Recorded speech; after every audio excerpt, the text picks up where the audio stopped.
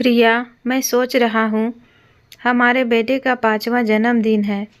इतना धूमधाम से मना रहे हैं। गांव में माँ को भी फ़ोन कर देता हूँ, वह भी अपने पोते के जन्मदिन में शामिल हो जाएगी। वैसे भी गांव में माँ अकेली रहती है, उनका मन नहीं लगता। जब देखो तब अपने पोते से फ़ोन पर बात करने के लिए कहती रहती है, लेकिन हम ज़्यादा बात नहीं करा पाते हैं। आज जब बेटे का जन्मदिन इतनी धूमधाम से मना रहे हैं तो माँ को फ़ोन करना बनता है। प्रीतम की बात सुनकर प्रिया का मुंह खुल जाता है कि गांव से माँ जी को बुलाने की क्या ज़रूरत है। हम गोलू की बातें माँ जी से फ़ोन पर करा देंगे। कैसी बातें कर रही हो प्रिया? जब हम सबको बेटे के जन्मदिन की पार्टी में बुला रहे हैं तो क्या अपनी माँ को नहीं बुलाऊंगा? प्रीतम प्रिया की बात नहीं सुनता है और गांव में अपनी माँ शारदा जी को फ़ोन कर देता है। बेटे का फ़ोन देखकर खुशी खुशी शारदा जी फ़ोन उठाते हुए कहती है, बेटा तू कैसा है? बहुत दिनों बाद याद किया।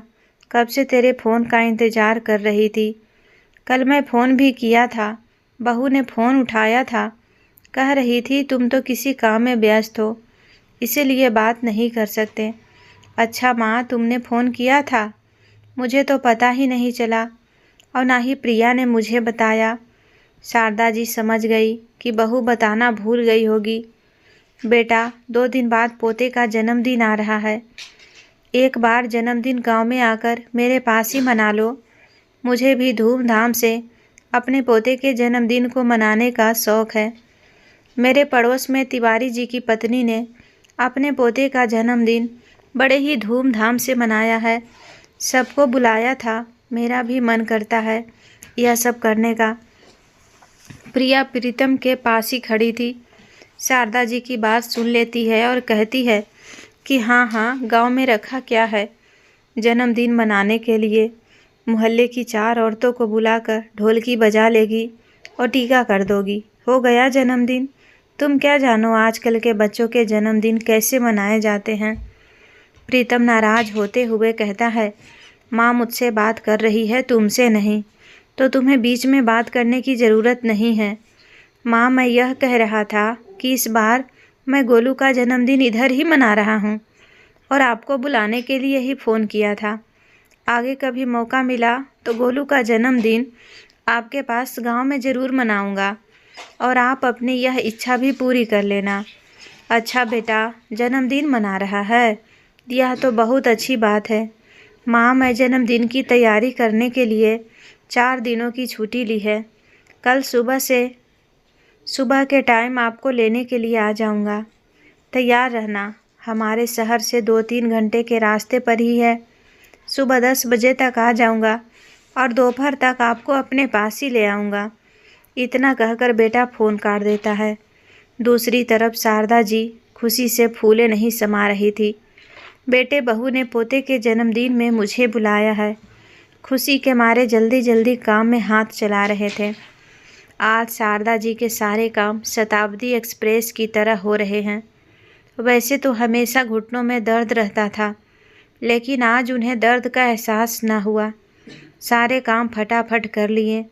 झट से कढ़ाई चढ़ाकर अपने पोते गोलू के लिए बेसन के लड्डू बनाने लगी, क्योंकि पिछली बार जब गोलू घर आया था तो उसे बेसन के लड्डू बहुत पसंद आए थे।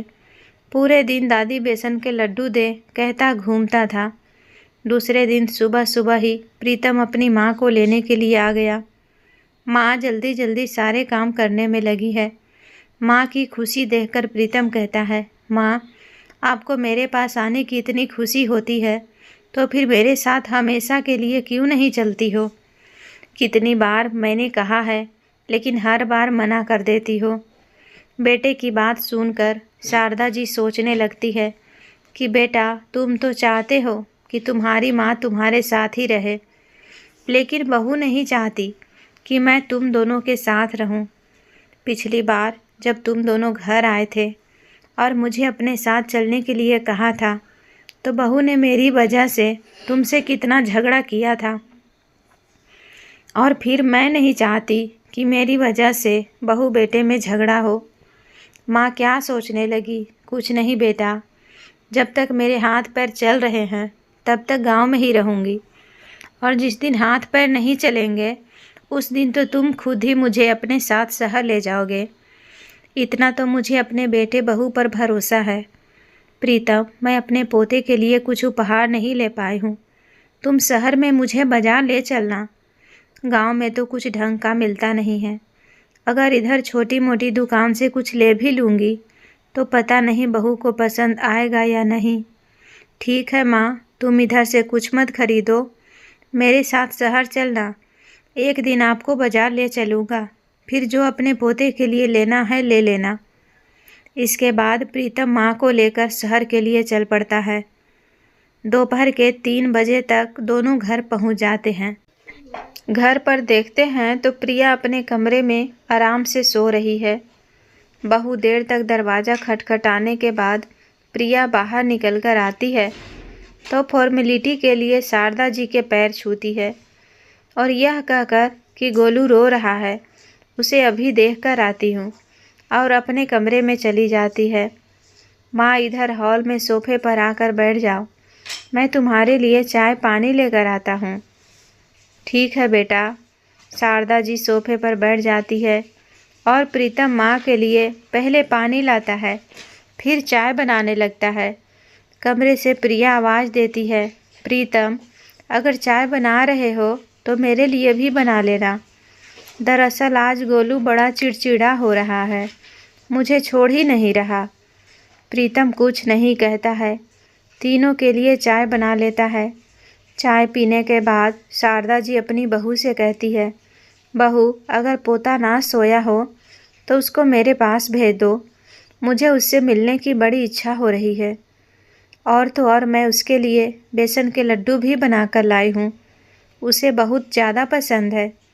माँ जी, बड़ी मुश्किल से तो सोया है, जब जागेगा तो मिल लेना। प्रीतम प्रिया के भड़के हुए स्वभाव से बहुत अच्छी तरह से परिचित था कि उसका मुंह क्यों बना हुआ है।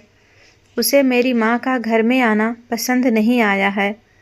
लेकिन थोड़ी देर में गोलू खुद ही कमरे से बाहर आ गया और सामने दादी को देखकर भागकर दादी के गले लग गया। दादी, आप कब आई? मुझे पता भी नहीं था। बस बेटा, अभी आई।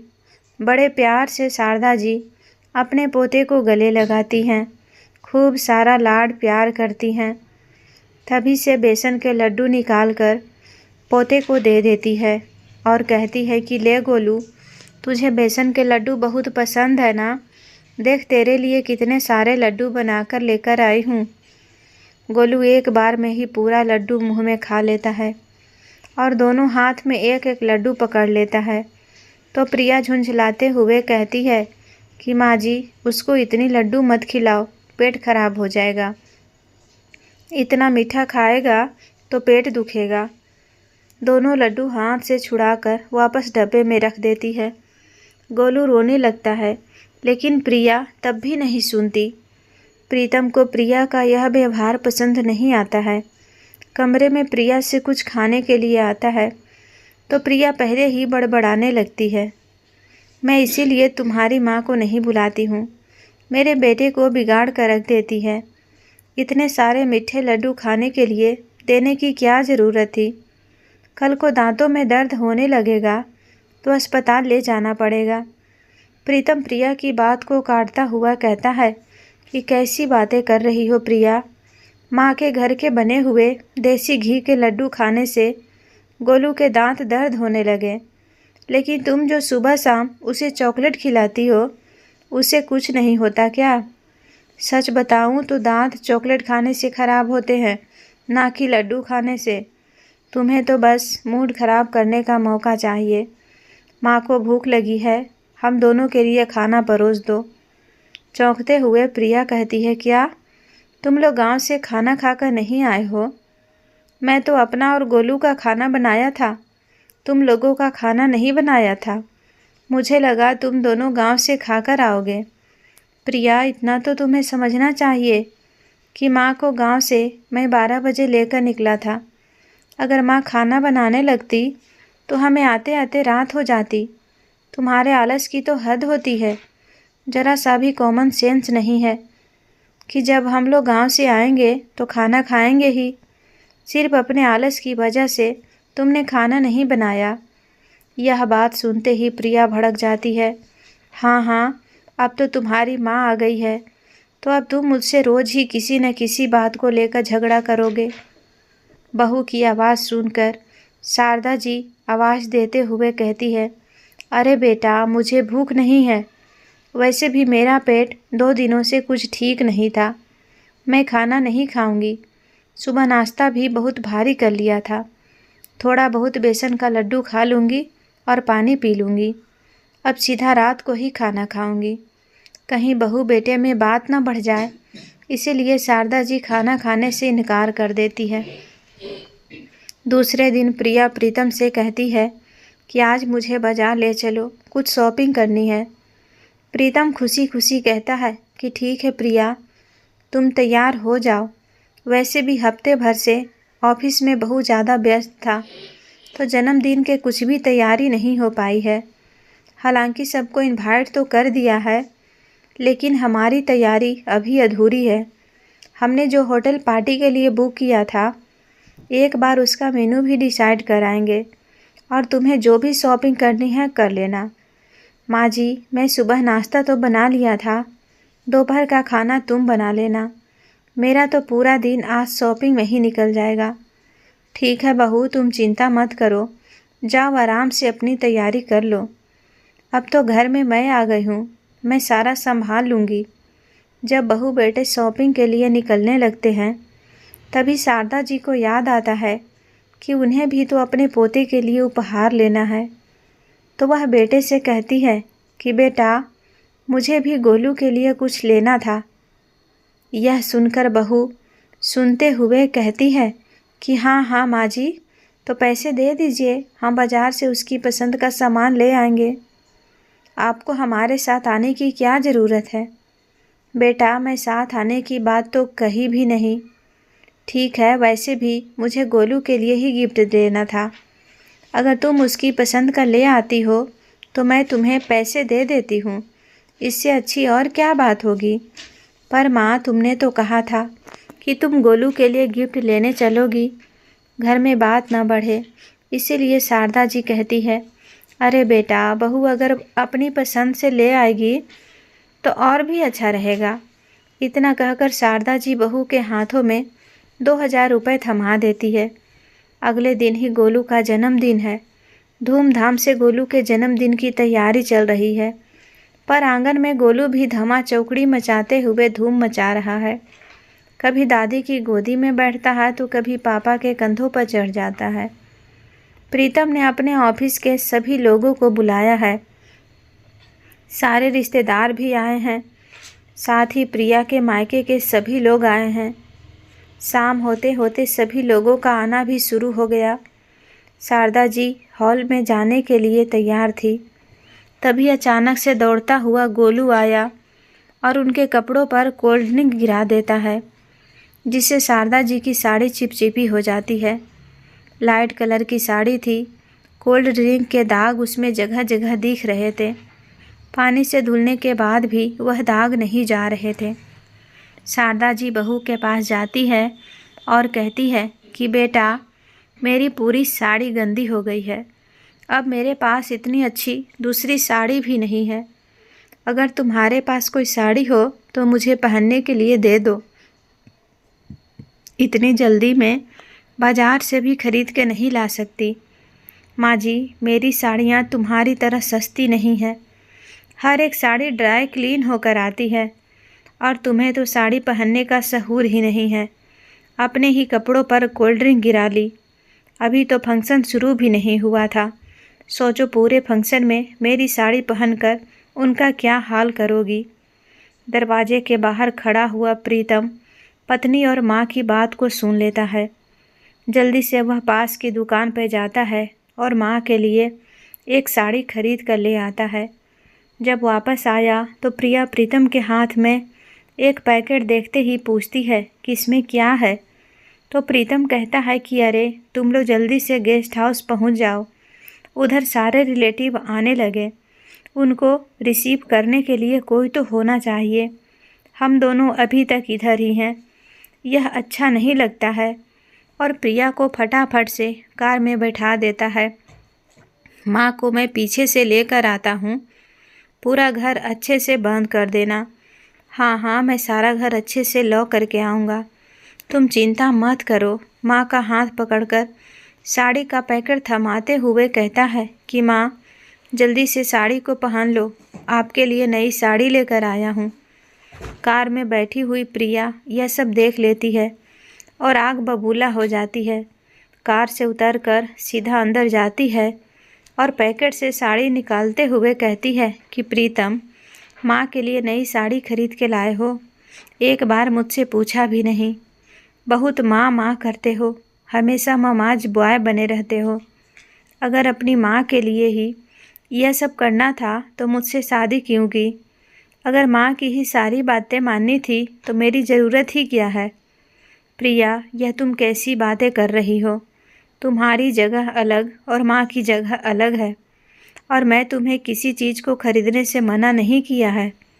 कल तुम्हें जितनी खरीदारी करनी थी मैंने तुम्हें कराई। बताओ, एक बार भी मैंने मना किया हो? लेकिन आज जब मैं माँ के लिए कुछ पैसों की साड़ी ले आया तो तुम इतना भड़क रही हो, जबकि कल तुम 30,000 की शॉपिंग करके आई हो। माँ कुछ भी नहीं कहा। घर में आराम से रहना सीखो। हर बात पर कंपैरिजन मत किया करो। माँ माँ होती है और पत्नी पत्नी होती है, और मैं दोनों के फ़र्ज अच्छे से निभाने की कोशिश कर रहा हूँ। अगर तुम्हारे लिए कोई कमी छोड़ता हूँ तब तुम मुझसे शिकायत करो। इतने अच्छे मौके पर भी बहू बेटों में फिर से बहस होने लगी। यह देखकर शारदा जी को बहुत बुरा लगता है और साड़ी को दूसरी तरफ रखते हुए कहती है कि बेटा, मेरी यही साड़ी सूख गई है। अब मुझे इससे पहनने में कोई समस्या नहीं है। तुम यह साड़ी बहू को दे दो। नहीं माँ, यह साड़ी मैं तुम्हारे लिए लाया हूँ और तुम ही इसे पहनोगी। इतने पैसे कमाता हूँ तो क्या एक साड़ी खरीदने के लिए भी मुझे अपनी पत्नी से पूछना पड़ेगा? जबकि पत्नी को लाखों की शॉपिंग कराता हूँ तो आप कुछ नहीं कहती। यह बात प्रिया को समझनी होगी। मैं खुशी खुशी उसकी सारी फरमाइश से पूरी करता हूँ। यह उसे नहीं दिखाई देता। माँ के लिए एक साड़ी खरीद लाया तो उसे खटक गया। प्रिया को अपने स्वभाव में बदलाव लाना पड़ेगा। उसका यह नेचर मुझे बिल्कुल भी पसंद नहीं है। शारदा जी जैसे जैसे बात को शांत करती है, बहू को गेस्ट हाउस भेज देती है और बेटे को भी शांत कराती है। शारदा जी सोचने लगती है कि मेरी वजह से बहू बेटों में कहाँ सुनी होने लगती है। पोते का जन्मदिन होते ही वह गांव वापस चली जाएगी, अब नहीं रुकेगी। लेकिन इधर बेटे ने तो उसके लिए कुछ और ही सोच रखा था। प्रीतम एक बहुत ही समझदार और सुलझा हुआ लड़का था। वह अपने पति के फर्ज को भी बहुत अच्छे से समझता था। साथ ही साथ माँ का मान सम्मान करना भी जानता था। किसी को खुश करने के लिए वह दूसरे को दुखी नहीं करना चाहता था। इसीलिए मन ही मन प्रिया को सबक सिखाने का निर्णय ले लेता है, क्योंकि वह प्रिया की छोटी मोटी बातों से बड़ा ही दुखी हो गया था। गोलू के जन्मदिन की पार्टी बड़े ही धूमधाम से मनाई जाती है, जहाँ पर उसके मम्मी पापा, भाई भाभी, सारे रिश्तेदार और आस पड़ोस के लोग भी आते हैं। प्रिया के माता पिता इसी शहर में रहते हैं जिसमें प्रिया और प्रीतम रहते थे। जन्मदिन की सारी पार्टी होने के बाद सभी लोग घर वापस आ गए। प्रिया पूरी पार्टी में अपनी सासू माँ से मुंह फुलाए रही। ना तो उनसे ठीक से बात की, ना ही खाने पीने के लिए पूछा। दूसरी तरफ प्रीतम दोनों तरफ तालमेल बैठाने की कोशिश करता रहता। अगले दिन शारदा जी बेटे बहू से कहती हैं कि बेटा, पोते का जन्मदिन हो गया है, अब वह गांव जाना चाहती है। यह सुनकर प्रिया बड़ी खुश हो जाती है, लेकिन प्रीतम कहता है कि तुम गांव जाकर क्या करोगी? वैसे भी पिताजी को गुजरे हुए पूरे 4 साल हो गए हैं। 4 सालों से तुम गांव में अकेले रह रही हो। कोई देखने सुनने वाला भी नहीं है। अगर कभी तबीयत खराब हो जाए तो कोई यह गोली देने वाला नहीं है। अब तुम कहीं नहीं जाओगी, मेरे पास शहर में ही रहोगी। जब आपकी बहू बेटे हैं तो गांव में अकेले रहने की क्या ज़रूरत है। यह सुनकर प्रिया के चेहरे का रंग ही उड़ गया। आग बबूला होते हुए कहने लगी, इन्हें गांव में रहने में क्या समस्या है? हम अभी अपने साथ नहीं रख सकते। क्यों प्रिया, मैं अपनी माँ को अपने साथ क्यों नहीं रख सकता? और तुम्हें मेरी माँ से समस्या ही क्या है?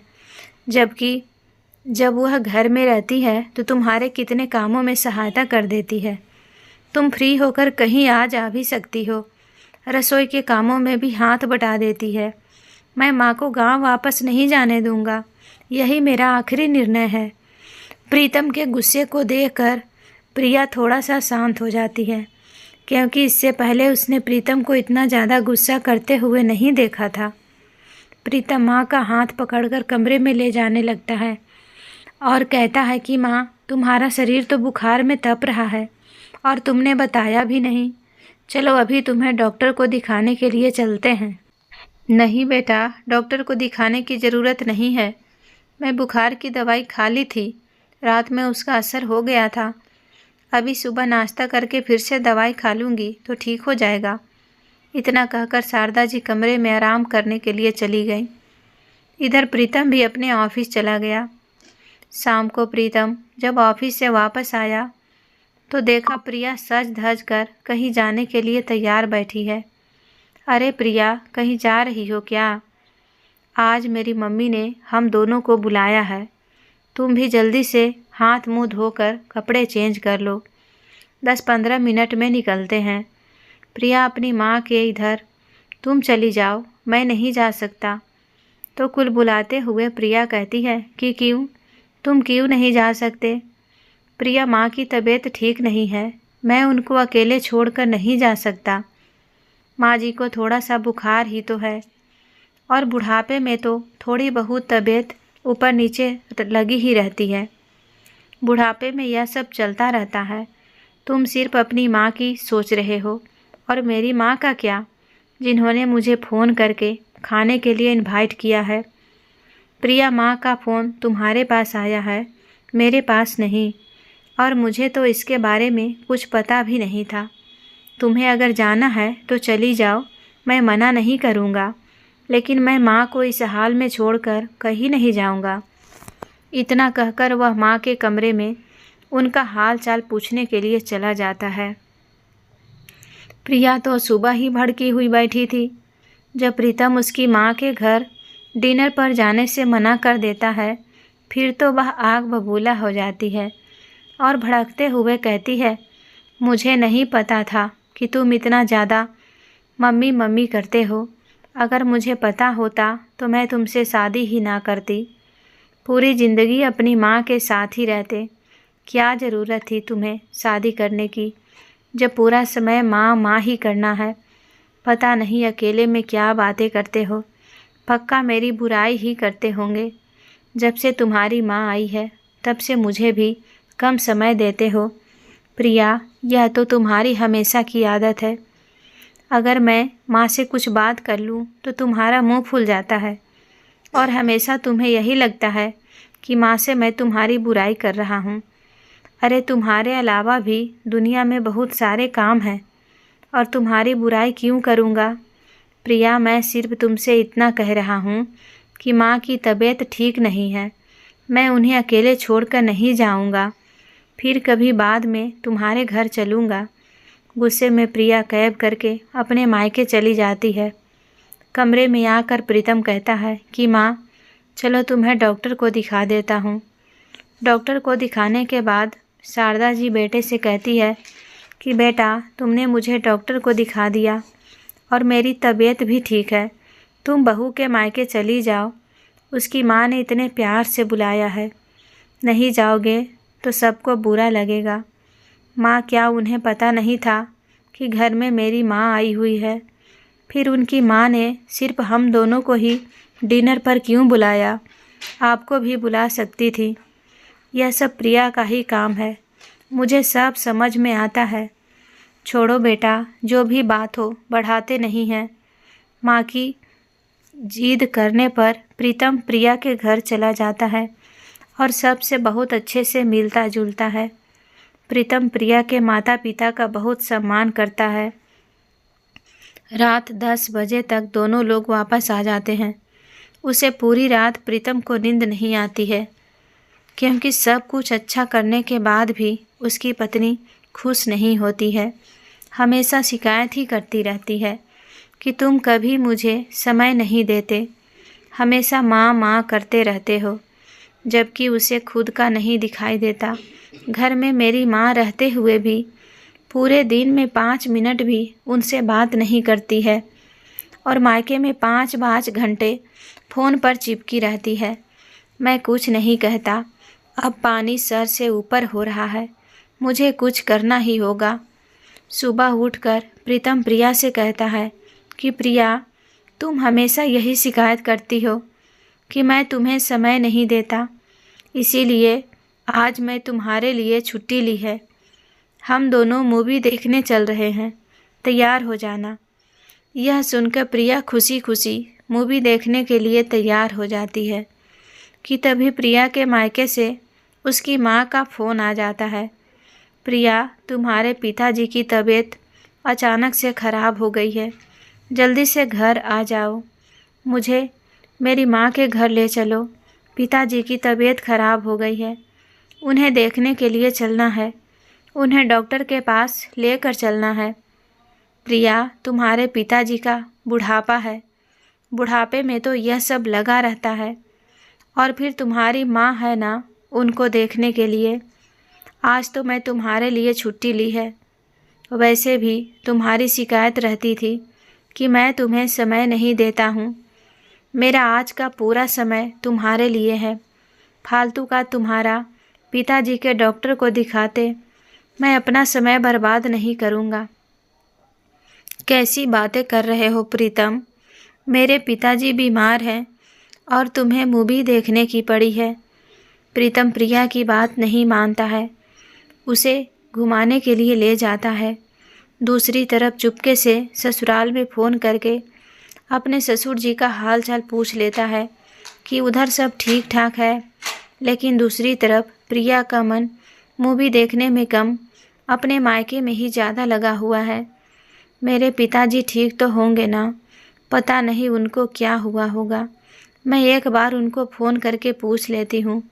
नहीं प्रिया, अभी तुम कहीं फ़ोन नहीं करोगी, सिर्फ़ और सिर्फ मुझे समय दो। प्रिया फिर से मन मार कर रह गई। फिर मूवी देखने के बाद दोनों लोग खाना खाने के लिए आए। खाना खा ही रहे थे कि प्रिया का फ़ोन पर उसकी माँ का फ़ोन आ गया। फ़ोन को काट कर प्रीतम फ़ोन को स्विच ऑफ कर देता है। यह सब देखकर प्रिया जल जाती है। कहती है, यह क्या तरीका है प्रीतम? मायके में मेरे पिताजी की तबीयत ठीक नहीं है और तुम मुझे बात भी नहीं करने दे रहे हो। मैं तुमसे शादी की है, खरीदा नहीं है तुमने मुझे, जो मैं अपने माँ बाप के दुख तकलीफ़ में भी साथ ना दूँ। तुम्हें पता है मैं अपने माता पिता की इकलौती बेटी हूँ।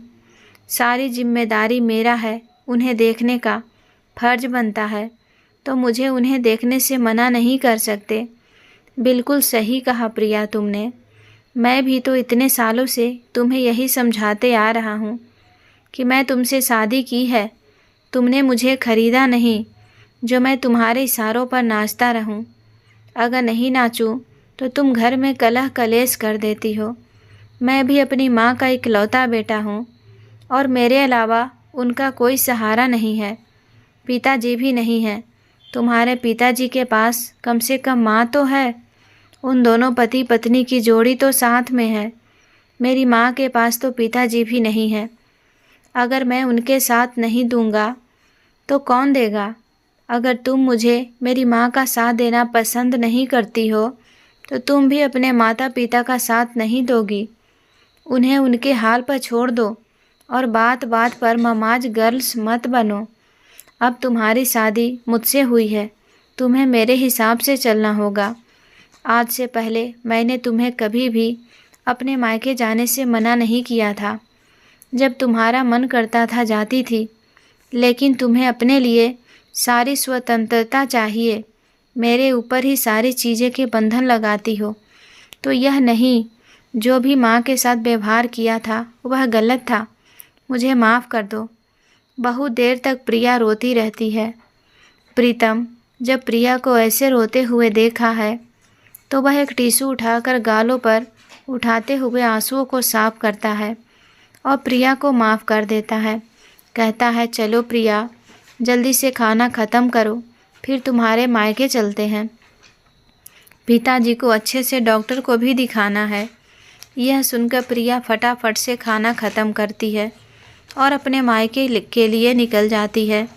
मायके में देखती है कि प्रीतम कितने प्यार से उसके पिताजी का हाथ पकड़कर डॉक्टर के पास ले जा रहे हैं, उनकी पूरी देखभाल कर रहे हैं, सभी दवाई लेने के लिए भागता है तो कभी पिताजी के सर को सहलाता है। यह सब देखकर फिर से प्रिया की आंखों में आंसू आ गए कि मैं कितनी पागल थी, कितना भेदभाव करती थी। प्रीतम ने कभी भी मेरे माँ बाप के साथ भेदभाव नहीं किया, हमेशा मुझे भी खुश रखने की कोशिश की है, लेकिन मैं ही उसे समझने में देरी कर दी। थोड़ी देर में प्रिया प्रीतम से कहती है कि पिताजी ठीक है, चलो हम घर चलते हैं। प्रिया, अगर तुम अपने माता पिता के पास रुकना चाहती हो तो रुक जाओ, मैं माँ के पास अकेला ही चला जाऊँगा। नहीं प्रीतम, पिताजी की तबीयत अब ठीक है और उनके साथ माँ है, मैं तुम्हारे साथ घर चलूँगी। रास्ते में एक फल का ठेला देखकर प्रिया कहती है, रुको, मैं माँ के लिए कुछ फल खरीद कर लाती हूँ, उनकी तबीयत ठीक नहीं है। यह देखकर प्रीतम को बड़ी खुशी होती है। जैसी प्रिया घर आई, सीधा शारदा जी के कमरे में गई। शारदा जी पोते को अपने सामने उठाकर उसे कहानी सुना रही थी, उसके सर पर हाथ घुमा रही थी। यह सब देखकर प्रिया की आंखें भर आई। बड़े ही प्यार से प्रिया कहती है कि माँ जी, अब आपकी तबीयत कैसी है? आपने सुबह से कुछ नहीं खाया था, यह लो, मैं आपके लिए फल लेकर आई हूँ, कुछ फल खा लो, आपको आराम मिलेगा। अपनी सास का हाथ पकड़कर उसका बुखार भी देखती है। अब तो माँ का बुखार ठीक है। बहू के बदले हुए व्यवहार को देखकर शारदा जी दंग है। बेटे की तरफ आश्चर्य से देखती है तो बेटा मुस्कुराता हुआ कहता है कि माँ, आज से तुम्हें अपनी बहू का यह रूप देखने को मिलेगा और अब तो मेरे पास ही रहोगी। अब मैं आपको कहीं नहीं जाने दूंगा, आप मेरे साथ इधर शहर में ही रहेंगे। आपसे मुझे कितना आराम मिलेगा, देखा नहीं, हम दोनों आराम से मूवी देखने चले गए और गोलू को पूरे दिन के लिए आपके पास छोड़ दें। कितने प्यार से आपने गोलू को रखा है। और अपने लिए भी प्रिया शारदा जी से माफ़ी मांगती है। आज शारदा जी अपनी बहू के बदले हुए स्वभाव को देखकर बहुत खुश है और वह खुशी से बहू को माफ़ कर देती है। बेटे से पूछती है कि बहू को ऐसी कौन सी घूंटी पिला दी है जिससे उसका हृदय परिवर्तन हो गया है। क्यों माँ, आपको बहू का बदला हुआ रूप पसंद नहीं आया क्या? अरे नहीं बेटा, मैं तो हमेशा से यही चाहती थी कि मेरी बहू इतनी ही समझदार हो जाए, और मुझे क्या चाहिए। बस माँ, यह समझ लो, आज मैं उसी से छल का आईना दिखा दिया जिसमें उसे उसकी कमियां नज़र आ गई। आज से घर में सब कुछ ठीक रहेगा, सभी लोग घर में बहुत अच्छे से रहने लगते हैं। प्रिया भी अब अपनी सास का खूब अच्छे से ख्याल रखती है। बहू बेटे भी खूब लाड प्यार से रहते हैं। तो दोस्तों, घर का बेटा होना आसान काम नहीं होता है, क्योंकि शादी के बाद उसे हर एक बात नाप तोल कर बोलनी पड़ती है। कहीं माँ नाराज़ न हो जाए या कहीं पत्नी नाराज़ न हो जाए। और अगर घर का बेटा चाहे तो घर के माहौल को बहुत अच्छे से बना कर रख सकता है। बेटे को भी यह समझदारी दिखानी चाहिए कि उसे एक तरफ नहीं होना चाहिए, ना तो माँ की तरफ अधिक झुका होना चाहिए और ना ही पत्नी की तरफ। उसे दोनों की बात सुननी चाहिए और तालमेल बना कर चलना चाहिए। इससे घर में माँ और पत्नी दोनों ही खुश रहते हैं। तो दोस्तों, इस कहानी को लेकर आपकी क्या राय है? कमेंट बॉक्स में ज़रूर बताएं और अगर कहानी अच्छी लगी हो तो प्लीज़ वीडियो को लाइक करें। चैनल पर पहली बार आए हैं तो सब्सक्राइब कर लें। मिलते हैं अगली वीडियो में नई कहानी के साथ। धन्यवाद।